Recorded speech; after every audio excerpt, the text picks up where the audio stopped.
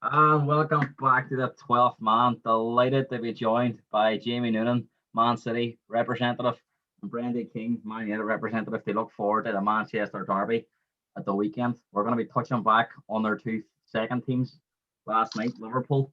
Brendy, obviously, last night, big defeat for Liverpool, 5 defeats in a row. We obviously spoke about this the last time you were on. You were saying that you thought they might turn the corner at some stage, and you thought that they would eventually turn it around. Now we're on the march. They've never. I think last night they said it's never ever happened before. 5 defeats in a row at Anfield. And I was listening to a bit of Talk Sport last night, and I think Perry Groves even said that even worse, even the worst Liverpool teams didn't lose 5 games in a row. So how much of a concern is it for you now? Well, obviously, me being a Liverpool associate, that this form doesn't turn around anytime soon. In terms of Liverpool's form, Aye. Hi, they're snookers. Confidence and everything's dropped out of them. They're the squad's depleted. They're like, even seeing the body language and everything, the players are so different from last season. Finger pointing, blame. It's great to see, but I thought you would have been a wee bit sad about it. I was a wee bit devastated for about 30 seconds. But no, I suppose, do you know what? I was actually sitting watching the match last night with a mate, and it's like, do you know what? In a wee way, I want them to turn the corner, to put a wee bit of challenge in, but they're done. And do you know what? It reminds me of if you're familiar with like Dortmund, whenever Klopp was managing them. Yeah. There was a few seasons where they were like the team to beat in Germany, and there was that season then where they were mid-table at best. Yeah. And I just, to be honest, I don't see where they're going from here. The main men, like even Mane's first touch, Salah running behind the ball. I don't know if you've seen that last night where Firmino tried to play the ball, but he was behind the play. And that's not the Liverpool team that I've been watching that's been ripping teams apart. Like that last year, whenever there was three on three, that was more or less guaranteed a goal. So no, I don't know where they're going from here. Confidence is gone, and finger pointing. So it's good. I'm glad I got that off my chest.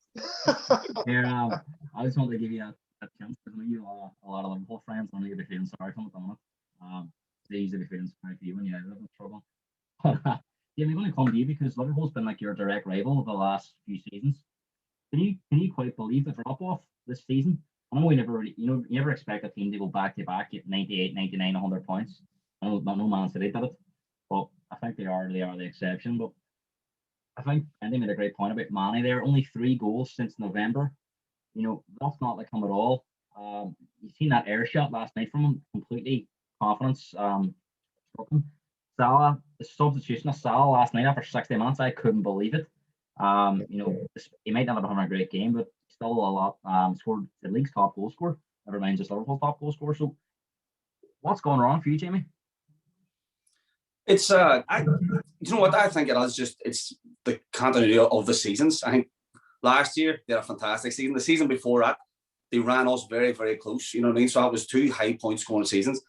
It was the same as Man City last season there with Liverpool in the league. We fell off. You just can't replicate that intensity every season with the same bunch of players. It just doesn't really, it's not really possible for them to do. But I think the biggest difference is I just think when City fell off last year with the intensity, they had a bit more quality about them. I think a lot of Liverpool players, you hate to say they've been found out, but they've kind of been found out. They don't have a lot of creativity. They don't have a lot of flair. They were a hard-working team who pressed you high with good pace up at the top end of the pitch. They had 3 holding midfielders the majority of the season. You know what I mean? The wing backs got to push on.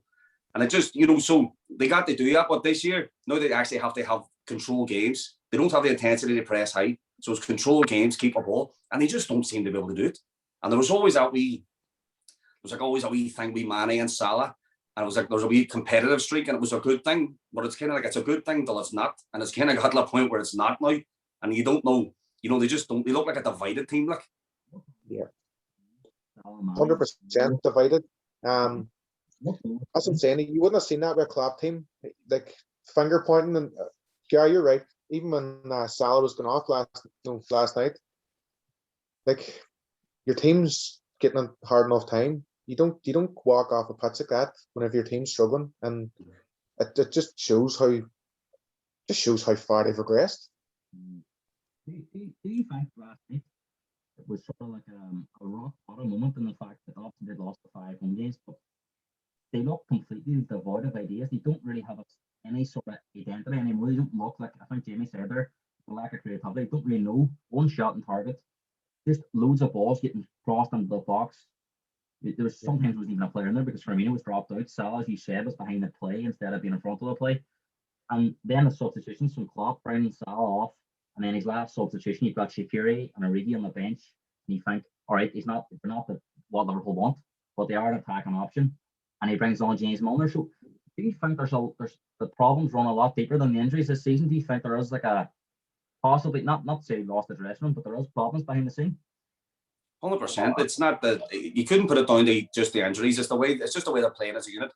But Liverpool's biggest strength was being a unit. Even last year when they won the league and the year before they ran us close, I wouldn't have looked at that Liverpool side and been able to pick out 3 players that I would put on the Man City side, players on player. You know what I mean? I don't look at them as individually. Salah, he's been round the block a bit, fantastic, but Mane's the same. Nobody, when he came from Southampton, people kind of laughed at it. You know what I mean? But what he did, he built this unit, and they were fantastic. You just couldn't break them down. You couldn't stop them. Even when we won the league, when we played them, they get great results against us. You know what I mean? They were just that was their strength. Their strength was together, and it's just falling apart. You know, they don't have no shape of play. I think Henderson's a big mess in the middle of the park. I do think that they need him on there on a more continual basis. You're talking a team like a Ship 7 at Aston Villa at the start of the season. You know what I mean? This isn't a massive shock that the wheels were coming off, like, you know what I mean? But they do still have some quality on there, and they've got a good manager in Klopp, and I think he can rebuild. But I do think it is a rebuild job. Like, I think they need 4 or 5 on, 4 or 5 out. Like, we were right about the last season at Dortmund. I think it was the same season, 6th season as well.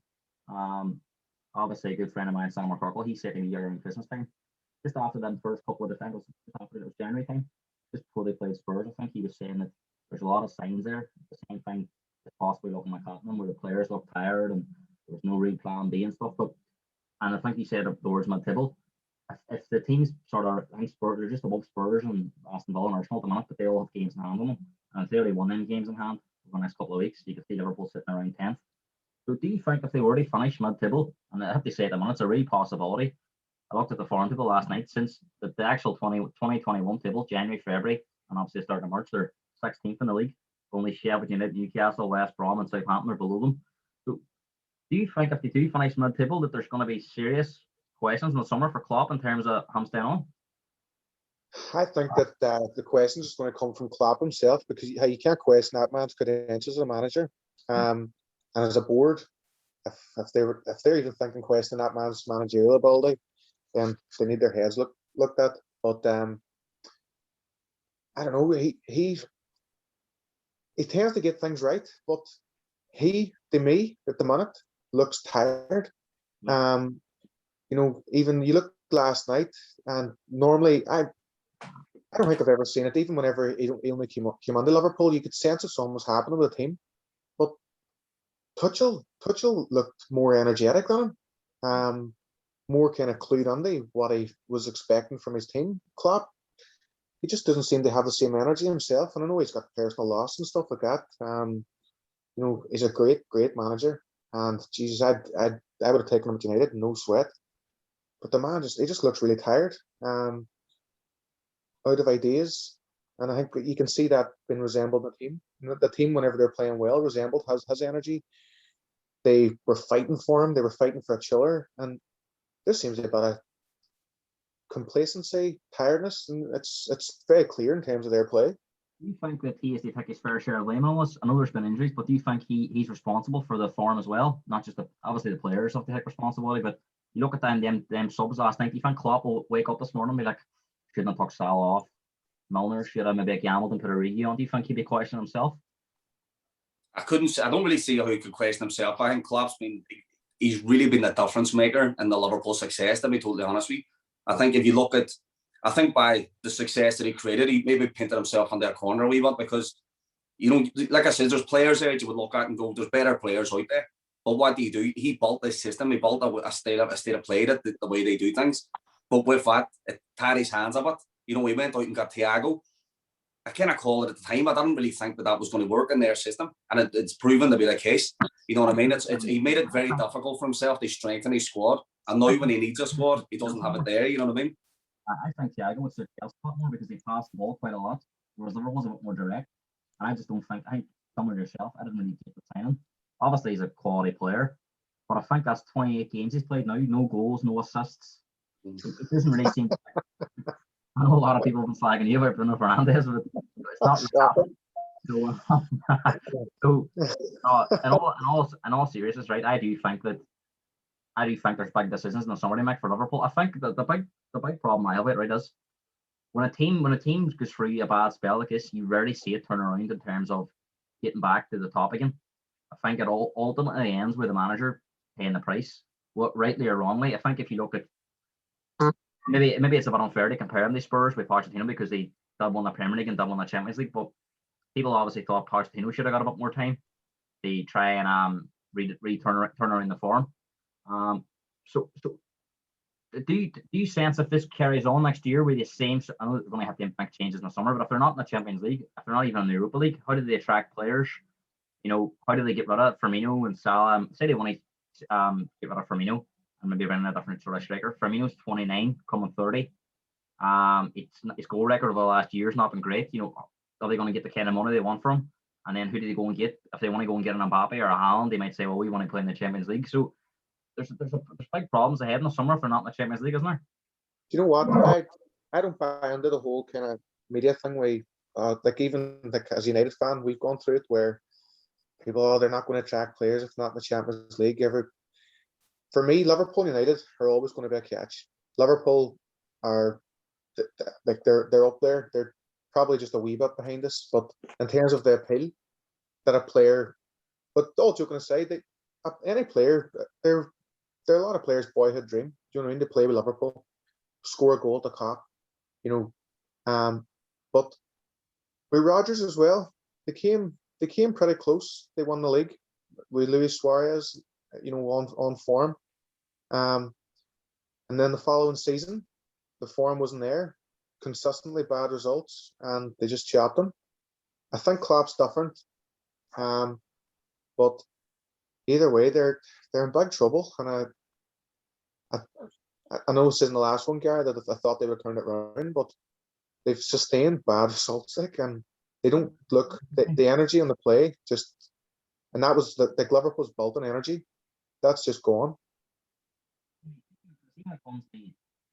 Your microphone's far away, Gary. You don't hear me? No, not really.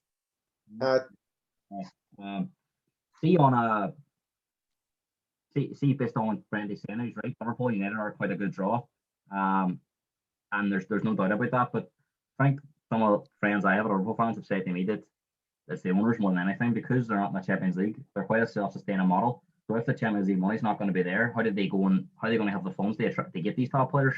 I think that was more their concern. So Jamie, do you envisage there will be a struggle to attract them top players in the summer? No, definitely. Do you know what? I think they could do themselves harm if they did remove Klopp. I do think Klopp is a big asset to attract them big players. You know, I think that Liverpool, as Brendy says, Liverpool's a big club. You know what I mean? They're always going to be a big club. They're steeped in history. I think players will want to come and play for them. You know what I mean? That, you know, but it's what the biggest problem is. It's not just a case of buying a couple of players. I do think it is a rebuild job. I don't see Liverpool challenging next year. Or no, but I do still think if they had Klopp there, they rebuild the side and get them back on. You know what I mean? Like, I do think we can attract top quality players and go for it. But I think there's a lot of work to be done on that side. I don't think it's a case of buying one or two, you know, to replace. I think they've got a lot of problems. But also, I don't think there's a player in that team that's more valuable to the club than Jurgen Klopp as manager. Well, here's a question for these lads, right? And Gary, we done the team or like the starting 11, and the last time I was on, and the back four it was Van Dijk, and then 2 Liverpool fullbacks. Would you have them 2 Liverpool fullbacks in the best 11 in the Premier League now? 100% that. 100%. You know what? See, to be honest, Liverpool's fullbacks, they always, and again, this is just bringing it back to the system that they play. They got a lot of praise for what they never had to defend. You know, they played with 2 centre halves and 3 holding midfielders, and they just got to go forward all the time. I remember Trippier played like that for England in the last Euros, I think it was, and he got a lot of praise, but didn't have to defend. I think Trent's gone off a boil altogether, I think, this year. He's confidence is shot. The boy, what is he, 21, 22? It's not the end or nothing by any stretch of imagination, but his confidence is gone. He could, if I think Klopp should be looking at the come out of the firing line a wee bit and, rebuild. Yeah. You know what I mean? We does have ability, but no, he wouldn't be in my first choice. Top 11 in the Premier League, like. Or Robertson. I would agree. He's for me, he was always a wee fiery player. Like, don't get me wrong, class act, energy, his delivery, his work rate, not that, but he's just like a completely different player. Well, at this stage, he's not even the best Scottish left back in the league. I think Tierney's top over him. Like Tierney's playing super football, but he seemed to have based his game on what Robertson was doing. He's a real appetite for the game. He wants to get forward. He gets stuck on. You know what I mean? And arguably he's on a lesser team, really. You know what I mean? The players around him, but he's doing a fantastic job. Like. I think as well, right? I'm a big fan of him, right? He's obviously he's ready to stay to pick up the season, but I actually think he's become a liability. If you look at a lot of goals I've already seen, they're coming down that right hand side. I know Fabinho as well last night as well was culpable for the goal, but again, you sort of seen what Mason Mount was going to try and do last night. Even the average footballer would have seen he's going to try and cut on that right foot, and he just let him do it. I think there was a goal against City, the first goal, where I can't mind who it was. Sterling just walked past Trent and Fabinho, and then he crossed it on, and I think Gundogan scored. There's been a lot of goals this season come down that side, and I think Robertson, to his credit, hasn't been as good as last season, but I don't think he's as big as a liability as Trent's been. There's no doubt that their attacking abilities have been limited this year. They haven't produced the kind of numbers they did last year. But defensively, I think Robertson is a bit more reliable. Trent this year, he has been a liability for Liverpool, and that's a big problem they're going to have going forward. Yeah. You can't. There's nothing like you can't like their fullbacks were key to their play, switching play, energy. It's just not there. So I don't know. Jamie, I think you're right. Like maybe that's a question mark I would have over Klopp, like one of the very few. But if you compare to Fergie, if a young player was struggling, he took him out, helped him regain his confidence, and he had put a more senior player in there, and that's where all those utility players came in. And Liverpool have one with Milner, but there was like your O'Shea's, boys that got there that could come in, help out a wee player if he was struggling. But they just, he's kind of just continuously leaving them open. They poor performances, and he's not protecting them the way that maybe a Fergie would. No, I agree. I think he's in a real sink or swim situation, like what I mean, and I think that he'd be better off just missing a few matches, even if he got a wee slight injury or something that kept him out for a few games, just to refocus. Because look, the boy has ability. His defensive qualities haven't been tested in the Premier League.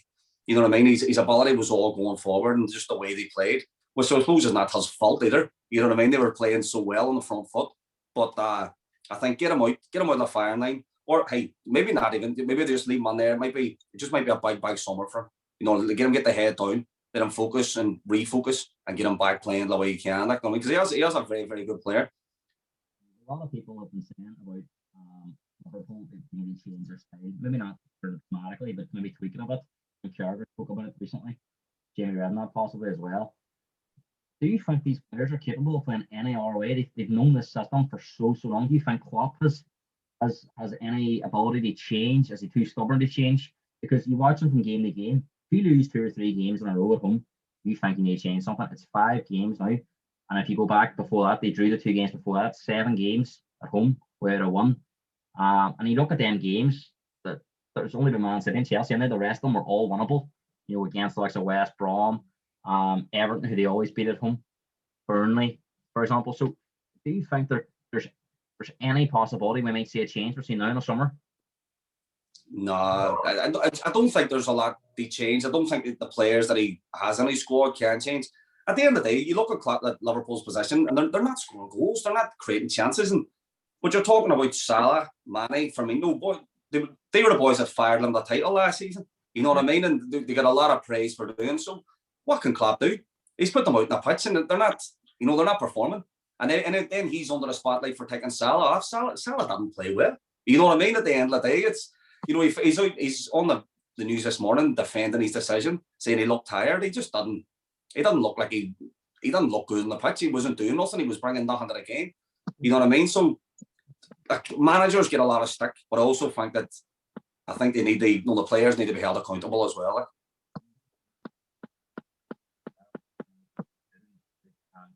A lot of things I ask here just not necessarily what I think. I do share some of your opinions that we think that the managers at all our clubs as well, when things go wrong, they get blamed too quickly. But one thing that's aimed at managers quite a lot is when the players aren't performing on the pitch, can the manager be that spark that gets them going? Salah, Mane, and Firmino haven't become bad players overnight. There's no doubt they've got. Even though Salah scored a lot of goals, I don't think he's playing anywhere near his best. Mane and Firmino's impact this year has been dreadful from the standards they set. But do you think when things are low and times are low, and Liverpool, even if you look at them first couple of seasons under Klopp, there was low points, and Klopp, always managed to turn it around. But there's never been a run this bad.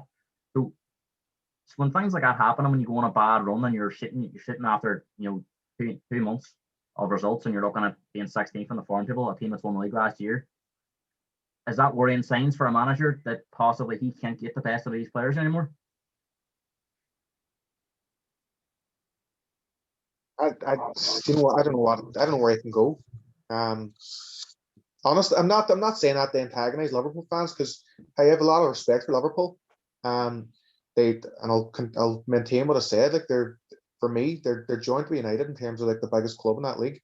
But seeing where they're at right now, I think they've regressed massively, and I don't know. He's got a task in his hands. Like I just don't know what he can do.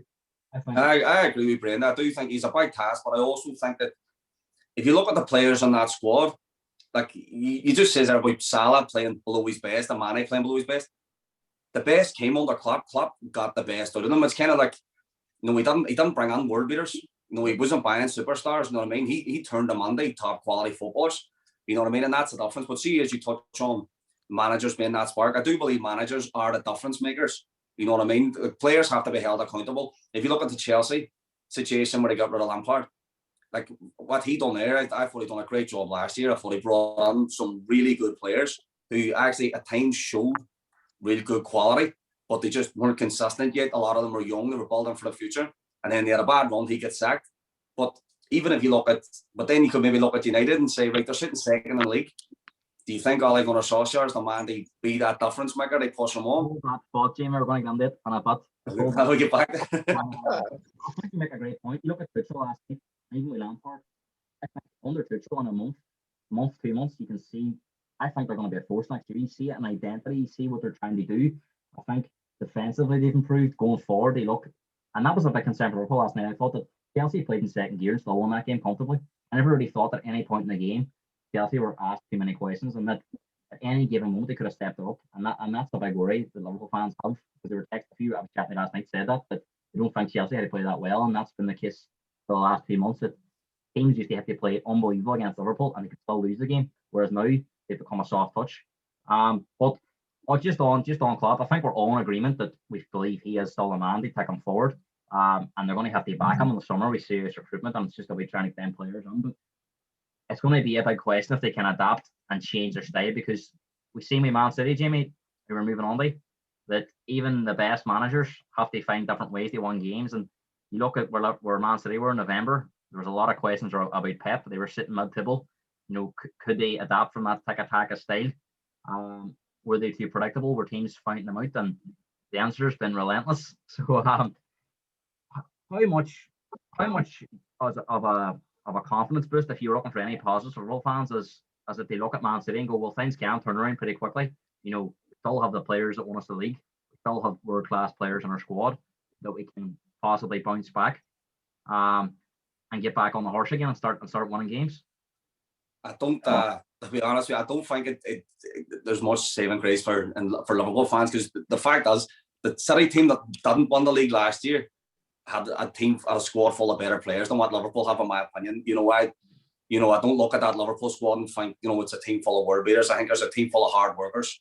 You know what I mean? They've got quality, but I think, if you look at it, there's not many signings. We brought in Diaz, was a massive signing, and as a player, but no, the players that are there, David Silva has left since we last won the title, you know what I mean? Like, and so we've kind of lost players as well. But no, I think what Pep done when he came on the City, he built the infrastructure and he built a style of play. There's been tweaks and adaptment, no small adaptment, but there's no major overhaul. And if you look at the players that we didn't win the league with last year, 90% of them still there. You know what I mean? And we're still playing, you know what I mean? So I think it was just an energy thing. I think it's very difficult to maintain them standards 3 years in a bunch.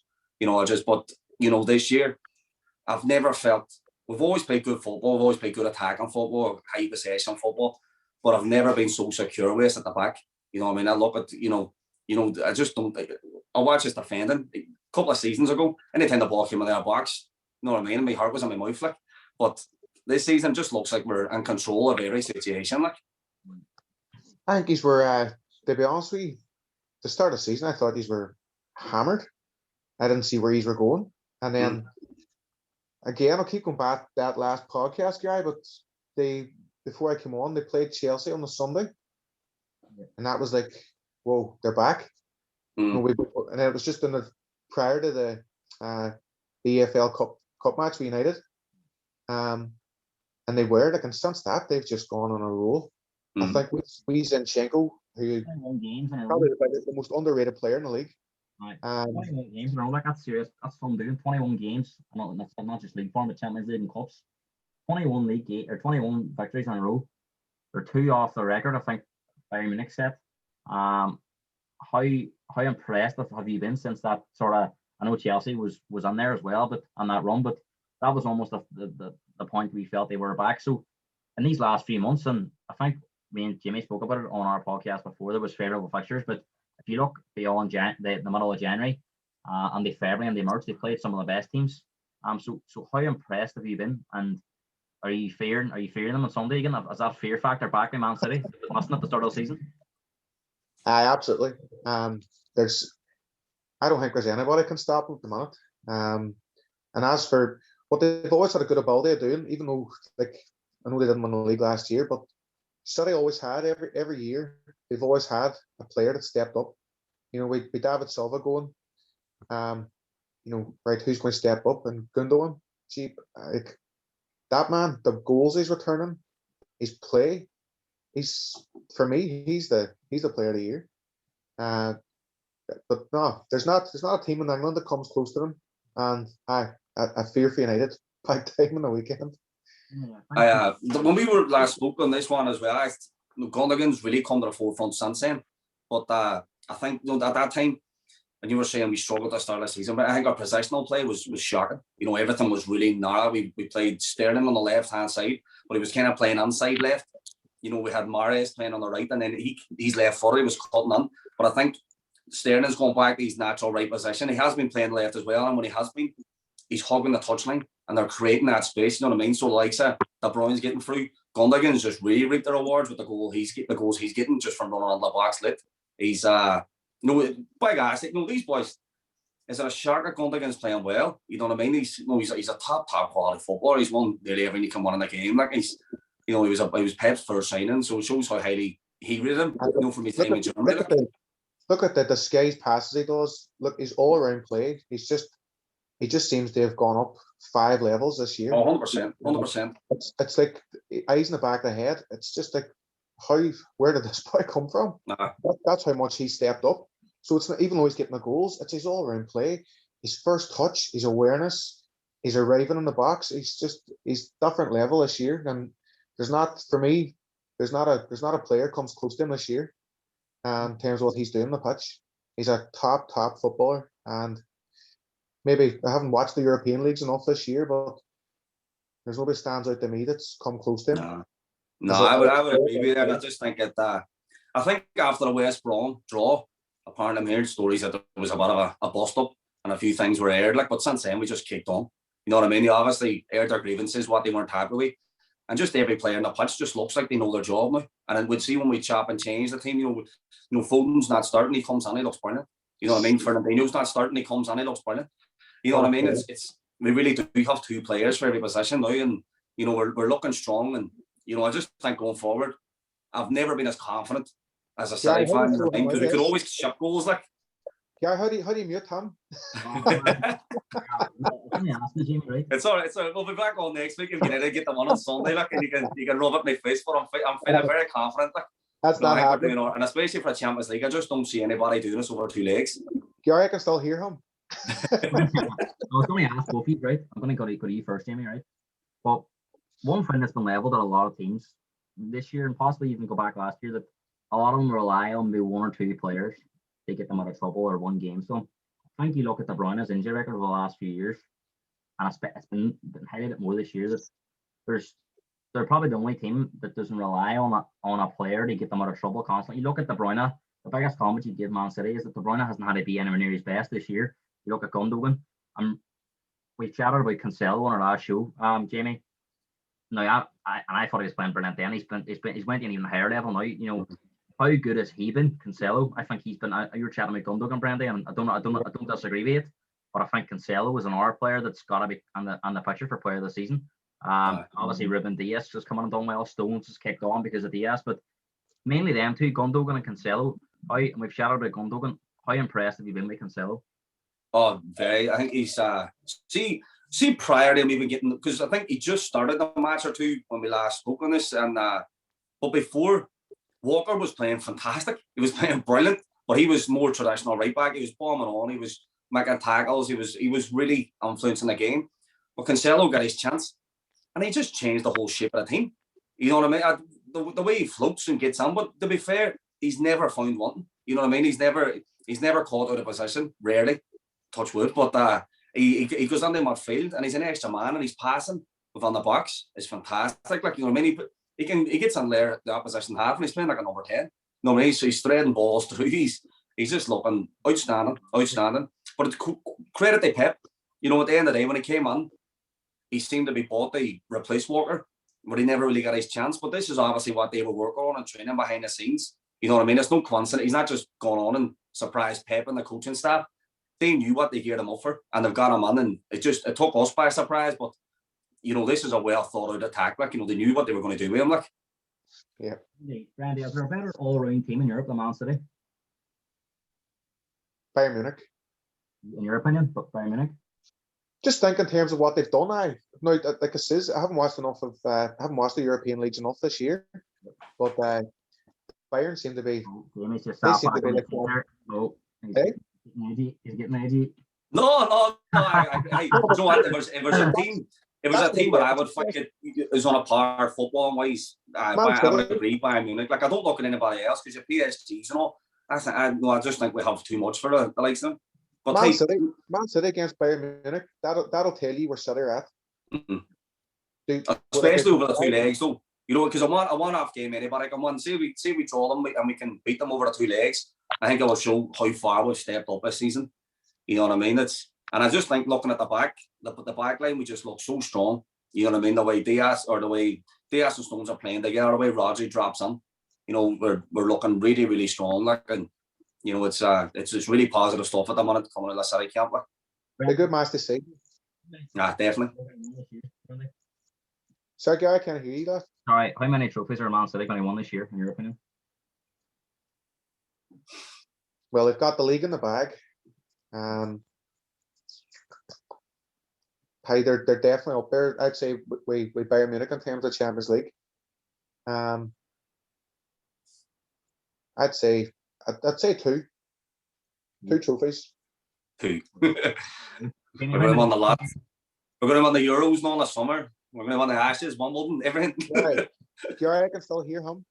No, you know what? I do think I'm positive that we can do well. Like, at the end of the day, cup finals are cup final once it gets down to it. But you know, I wouldn't back against this. You know, I think a league. Well, I think if we won on Sunday, was it 4 wins and the titles bagged? Maybe I'm wrong, but And if United drop points in between time, it can be done by the end of March. But so we can get that wrapped up, play the kids, and then focus on the cup games then. I don't think they're going to have a better chance to win the full months. This is their prime time. And as you said about the defense, they're strong going forward. They're looking strong. The teams are in England. I can't see anybody stopping them. And the cups either really, because the fact if they turn up, they're going to beat them. And then it's all about the Champions League. If they can, and I think somebody said about them, the Champions League hoodoo will kick on in and if you get to the quarterfinal, semi-final, will they start the think back to them defeats? But they immediately don't look like a team that's feeling any pressure. They look confident. So I do think I'm actually going to say I think they're going to do all four. I actually do. I think the league's going to be won in the next few weeks. And that's going to give them a big advantage that they can focus on the cups. I think the FA Cup, United, Chelsea will probably be the team they're looking at, possibly giving them obviously United will give them a game too, but they haven't got a Liverpool team of a few years ago to play in that cup. So I think they're going to be better than whoever they play in that, and it'll be down to them again if they can win. But as you say, cup games, they can go either way. I think they'll beat Spurs in the final. I love to say they won't, but I do think they will. And then it'll come down to possibly if they don't play a Bayern Munich the final, it'll come down to that one-off game in the final. But I think from what I've seen this year, Man City are a better all-round team. So certainly going to be interesting, boys. Well, it's a test. It'll show you how far they've come. There's nothing in England that's touched them at the minute. Spurs, I'll tell you, they're going to be no dozers when it comes to a final. Mourinho knows how to win a match. You know what I mean? He might ruin it, but he could get a result. He will destroy it as a spectacle. The one thing that sort of spoke about that was that Man City don't really rely on maybe one or two players. They win games and stuff, and it's not just yourselves. A lot of teams you could say on the same boat. But do you think that's been the biggest detriment this season, United, that in this second half of the season, from January and February now into March, that Bruno's form's slightly dipped, and he looks a bit tired, and we're not going to sit here and slag him off because he's been brilliant, and I still think he's a top class player. He gets onto most teams in Europe. But do you think that since his form stopped, that United have really, really fell off the wagon completely, and that it's a big problem moving forward if they're going to bridge that gap? That's the difference with squads. When Bruno doesn't play with United, or if he has an off game, which hasn't been many, but recently he haven't been getting into games the way that he was, and they don't have a plan B. They really don't. They've a good. We've definitely kicked on. This year we've progressed as a team. Nowhere near the Man Cities, but when Bruno's not on form, United don't click.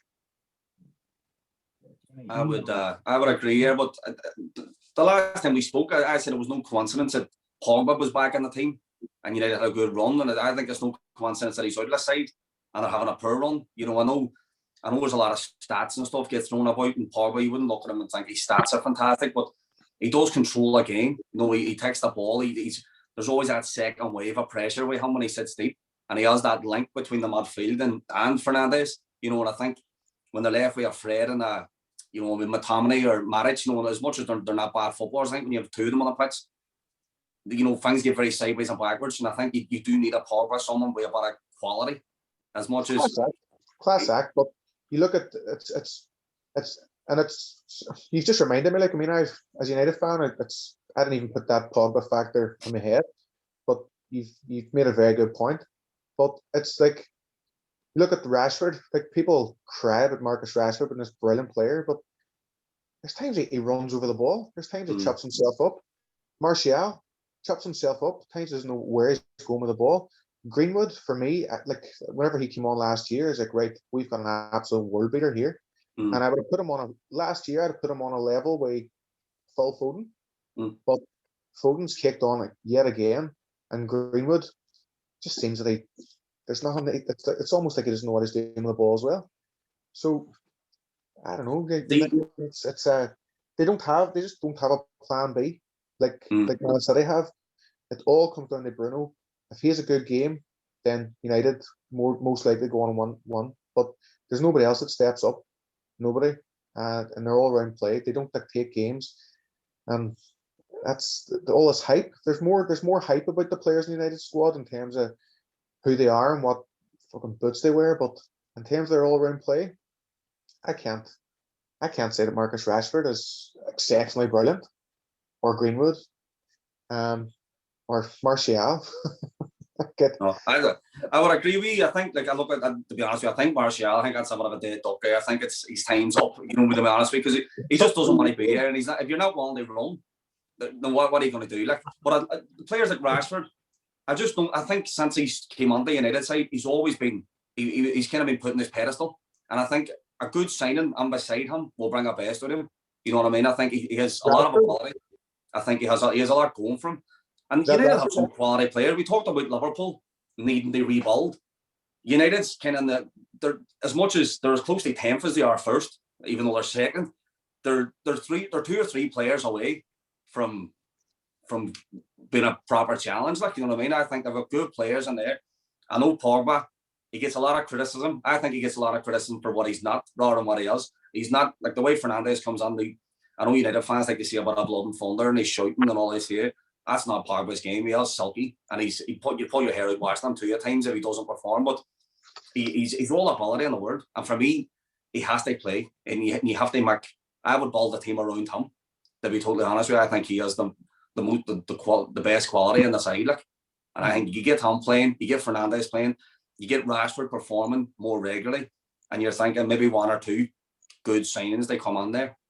Best young player in the squad for me, and I can't remember watching the match where he's let me down, and I've defended him on social media, I've defended him on the United forums and everything. But McTominay, that's the real youth player. That's the boy that I would be looking to build a team around, because McTominay's a super player.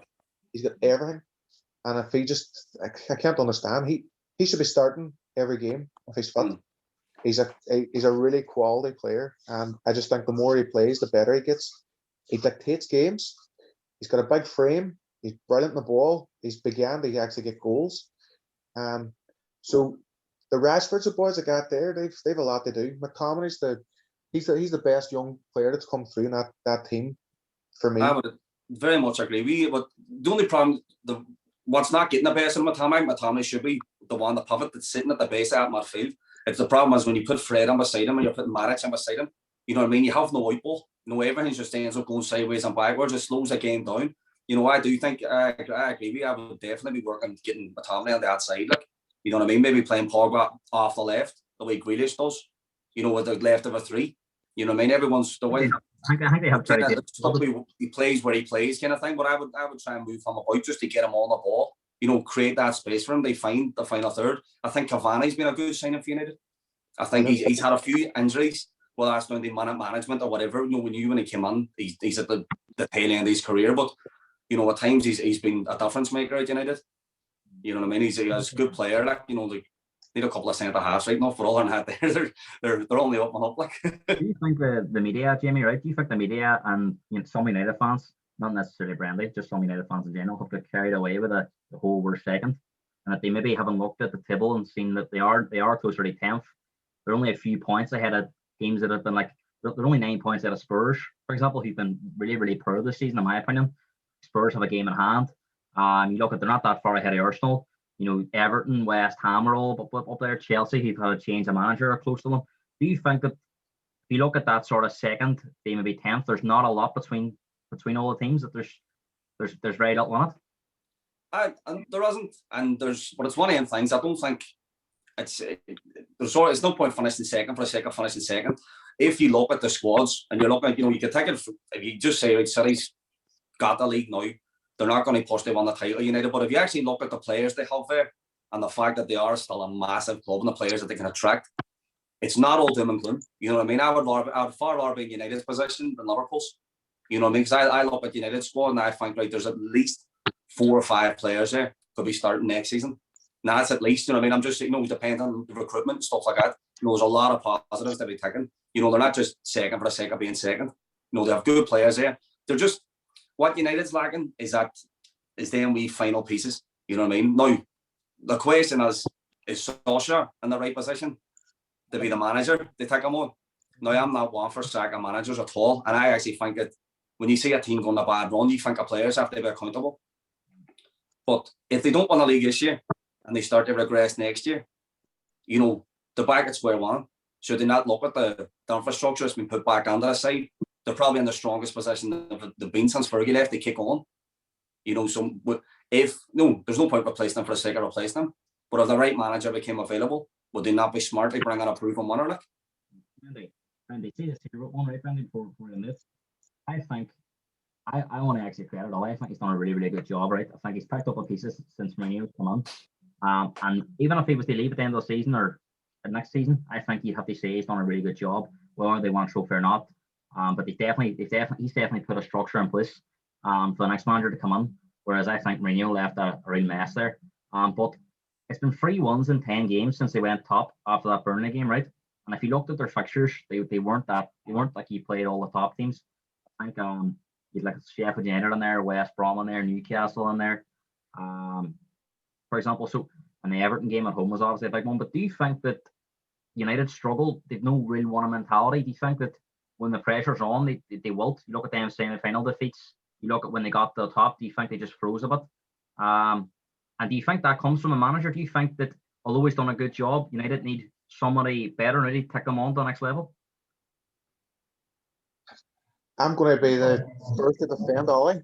But Jamie's point is if they don't kick on next year, I think since Ollie's been there, they won 12 games in a row whenever he first came in. One of them was against Spurs.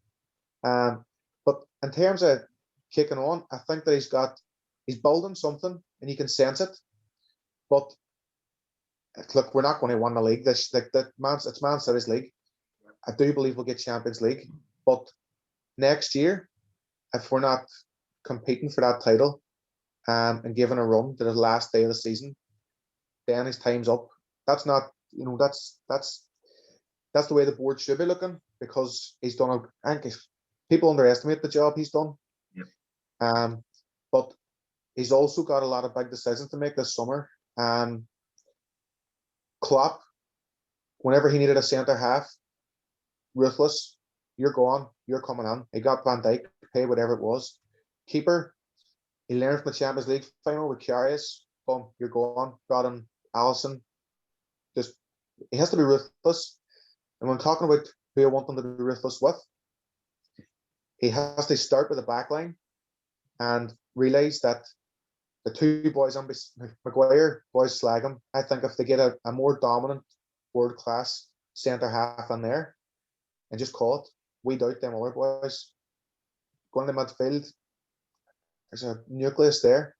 Martial, if he holds on to him this summer, then that should be his P45. He just needs to get rid of the dead wood, because there is dead wood there, and bring in. Just fairly back though in the summers that he's been there. I know Maguire, maybe you could look at that and say 85 million, but summer past, do you think he got the fair back? And do you think this summer, if he doesn't get the proper recruitment from the board, that it's possibly he can't really take him any further than he has? I think he's been back. They got a lot of money for a centre half. Mourinho didn't get that. Did they really want Sancho? That was ridiculous money. Like, you would not pay that for Jadon Sancho. So I think he's been back there. But they've got on a player in Cavani who was an absolute bargain, and I can't believe people even questioned that as a signing. But they need if they don't get a Haaland or something similar, and I'll even throw Harry Kane into the mix there. But if they don't get someone in that mould as a striker during the summer, then you can say, right, these aren't backing him. United get one of them players, lads. It's like, they're going to do damage. Jimmy, do you think they don't win the FA Cup this year? And their favourites, they won the Europa League, for example, right? They are the best team left on it. You'd have to say, the English teams are the favourites, they won it, and United are above them in the league, so you have to say they are the favourites. If they don't win that and they really go to the FA Cup and just finish top four, even if it is second, but they're miles away from City, do you think that's enough for United? Do you think that should be acceptable, or do you think that they should be striving now to try and win one of these cups? And as now, it's acceptable. They're saying what's acceptable. Now, United, they need to take stock of where they were and where they are. You know, when Fergie left, you know, if you look at that team that he left behind, like the team he won the league with the last year, he should never won the league with that side. Like they weren't fantastic. You know, there were a lot of good players coming to their end, and Rio and Vidic and Van Persie. But Fergie was the difference maker. You know, they got Moyes, and I think Moyes is a good manager. He's done a great job with Everton. He's doing a good job with West Ham, and maybe it was a bit of a poison chalice. I don't think, again, I keep saying it, difference makers. I don't think Moyes is a difference maker. I don't think he's a Klopp. I don't think he's a Pep. You know what I mean? I think there's other managers will get results, and they're the final piece towards winning trophies and winning them consistently. But that's what brings me back to Solskjaer. Like, I'm looking at United, and I really am. I hate this whole second merry-go-round that goes on, but I think there comes a point where you really do have to take stock. And United are second in the league, but United really, on paper, are probably the second best team in the league. To be fair, you know, you look at their squad, they have a lot of good players, but is all them players good enough to win leagues? No, they need a tweak. Is the manager good enough to win a league? Maybe not. Maybe if there's someone available to come on. You don't sound to me, Jamie, that you're feared of this United team under Solskjaer. You don't really think they're going to push City that far. No. I think Solskjaer's done a good job. I think Solskjaer is a good coach. He's got them back and he's got them playing the fundamentals right. He's got them playing. But what you need that one manager. You need that someone who a Haaland's going to sign for. You know, I think City's after Haaland too. Haaland knows Solskjaer. Maybe I'm just. Solskjaer's probably the best placed manager in the world to sign him. Would you be confident? You're there. You have City looking at you. You have Real Madrid looking at you. You have Barcelona looking at you. Are you going to go to United at this current time? But that's what I'm asking. Who would you bring in?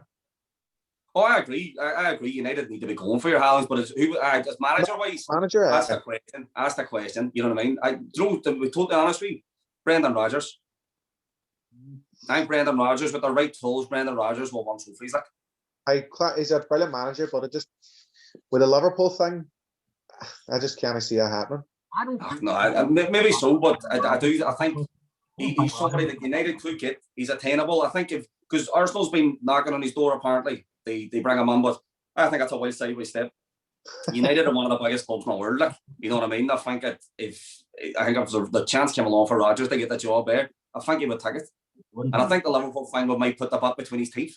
Because you know the way he was handled, I thought he was hoisted a bit earlier. Not they say they replaced him with a super manager and Klopp, but you know I thought the year they nearly won the league, then they lost Suarez and Sterling that summer, and then they're expecting to replicate the same results. You know what I mean? It just wasn't really possible. Like, I walked out in Celtic a couple months before they were going to win the leagues and stuff, so I don't think he would turn down the chance to manage United. I don't think he's got any loyalty. I think he's quite cold, Rodgers. I don't think he'll have loyalty towards any team. I think he'll always do the best for him. He'll look at that United team and think, that would be a good chance for me to go on bold. You know what I mean? I think he would definitely pick it. Whether he's the right man, it will remain to be seen.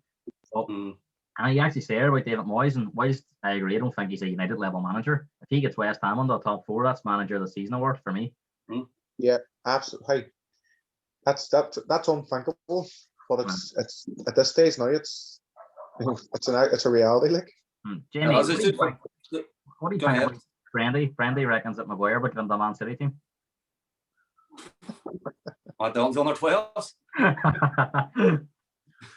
No, like, you know what? I don't only start criticising Maguire because it doesn't take. I think it's not well difficult to criticise him. To be totally honest with you, I know there's players who aren't easy on the eye, but they're effective. I just look at him and think he's a liability. And do you know his man's maiden name's Noonan? Seriously, no. Doesn't change your opinion. See the thing about Maguire is I look at Maguire and I actually don't think he would get under the Leicester team that he left. You know what I mean? And that's not a step up for United. United should be looking at better quality. No, don't get me wrong, finding better quality isn't easy. There's players like Bayern Munich signed that up with McCann there. I know he's not going till summer. But I watched him last week in the Champions League. Hey, Jesus, he looked like a fish up a tree. He was just all over the place. He had no idea what he was doing. You know what I mean? So recruitment isn't easy. You know what I mean? It's easy to they criticize players, but recruitment isn't easy. But I don't look at Maguire and think he's the man to lead the back line for a title winning side. Like, lads, I'm going to have to knock off here in head. Is that all right? Will you go here now? I want to get your predictions for Sunday. What is it? I'm going to start with you, Jamie. How do you see the game going? Where do you see it being won and lost, and how do you think it'll go? I don't think I don't think it'll be a big score match. I think City will be very, not cautious, but controlled. But I think probably I will go 2-0 City. What about you, Randy? I think you're been a bit cautious, all right. I think City's going to munch us. I think it's going to be a 3 or 4. Honestly, I think it's going to be about a 4-0. He's putting the cry on already. He's putting the cry on already. I'm telling you, he doesn't. I know, hey, yeah, that's United fans, and United will score. United go 1-0 up. United go 1-0 up on Sunday, right? You wait for it. And 1 minute later, it'll be on Facebook. No way, Man United will hold out. That's the way to do it. If you expect a kick in the balls and get a slap in the face, it's a bonus. You know what I mean? Like it's a little bit Man City on Sunday. It just cannot happen. No, I agree with you. It won't happen, but it'll be a close enough game. It won't. Nobody. I don't think we'll run away with it. The 3 points are bigger than the result. Like, hey, what's the score? What's your score prediction? For 4-0 City. No, sorry. Pretty quickly, pray for the rest of these games of the weekend, and then that'll be us wrapped up with that. So, first game of the weekend tomorrow, Burnley against Arsenal. How do you see that going, Jamie? Arsenal won. Thank God. They seem to turn a bit of a corner under Arteta, and seem they're doing the right things. You know, again, I think they're like a few clubs in the season. They're lacking a wee bit of quality in certain areas, so they're going to get found out at things. But I think it'll be an easy enough one for Arsenal. Arsenal, how do you see that one going, Brendy? Where's it at? Turf Moor. 1-0 Burnley. 1-0 Burnley. I'm going to go 2-1 Arsenal. All right. Moving on to 3 o'clock. Sheffield United against Southampton. Massive game. Southampton are on a really bad run. Sheffield United, good one they already against Villa. They're going to have to pick up a lot of points between now and the season to stay up. How do you see that one going, Bradley? 2-0 Sheffield United. 2-0 Sheffield United. Jamie, go ahead. No, I go for a Southampton one. I think Sheffield United is struggling to get goals at the minute, and I think Southampton just a bit more threatening from different areas in the park. I'm going to go for a 1-1 draw. Villa against Wolves, big derby. And Grace could possibly be back, which could make a big difference. How do you see that one going, Jamie? From what I see, Wolves, I think Villa have had a bit of decline. You know, I think that maybe with their level. Well, you know what? They're always going to fall off. You know, they don't have a big squad. They have some good players in there, like, but I think Wolves are just a resilient side, and they do have ability. You know, they have players like Neto and Podence and all still in there. Like, you know, I think they're struggling to score a lot of goals, but I'd say it'll be 1-0. I'll go 1-0 to Wolves. Brandy? I think it's going to be a poor draw. 0-0. No. I'm going to say I think the same 0-0 draw. Brighton against Leicester. Leicester at the minute, they look like they could do with a finishing line coming. We seen what happened last year. We'll be hoping that doesn't happen. Brighton, very unlucky recently. I don't know how they've lost their last few games with missing penalties and hitting posts, hitting bars. Still fancy their chances here against Leicester. How do you see that one going, Bradley? I'll say 1 each for that one. 1 each.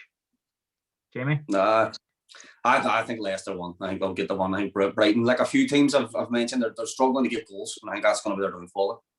I think this is going to be the result of Brighton get. I'm going to go for a 2-1 Brighton 1. Moving on to Sunday. Big game at the bottom. West Brom against Newcastle. Newcastle are in dire straits at the minute, so they really need results. And West Brom got that good one last week. How do you see this one going, Jamie? I see a draw written all over this one, to be fair. I think Big Sam will get a result. He'll get a point at least against his own club. Like, so. Well, he's got about 1-1 that one. He's got about 15 whole clubs, hasn't he? He's every club in England. His own room at every stadium. How do you see this one? He might take over United. 2-0 West Brom. 2-0 West Brom. I think West Brom will get an R1 here too. I'm going to go for a 1-0 victory. Liverpool against Fulham. This is going to be a very interesting game because I look at Fulham and see their front line. It's full of piss, and they cause Spurs all sorts of problems. I actually think they're very unlucky to be where they are. It just comes down to some will be Brighton. They don't take their chances. So they'll be fancying their chances going there. Liverpool losing their last 5 games, and I think this is a team at Liverpool will be really not looking forward to playing. So going to make it very interesting. Should be a good watch because both teams will look like they attack. How do you see it going, Brendy? Where's it at? Anfield? Anfield. 6-0 Fulham. No, I think Liverpool, but that's going to be the game where they get a wee.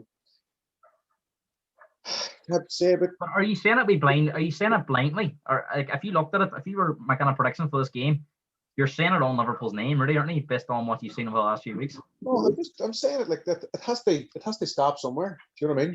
Yep. So much hype around their form. I'll say 3-1 Liverpool. 3-1 Liverpool, Jamie. I would agree with Brendy there. I think Liverpool, they have to stop a rat defensively. Like, and there's no better time. I think at the defeat last night, they need to clear their heads and get back at it. You know what I mean? They're still a good side, and they should. There's big questions they'd ask if they're not taking points somewhere. Like, you can have a blip and a good run on Tuesday or Fulham, but see when you're in desperate need of a win and you go out and you can't produce, questions they'd ask. Like, but I think they'll have too much for Fulham. I'll agree. I'll go 3-1 Liverpool.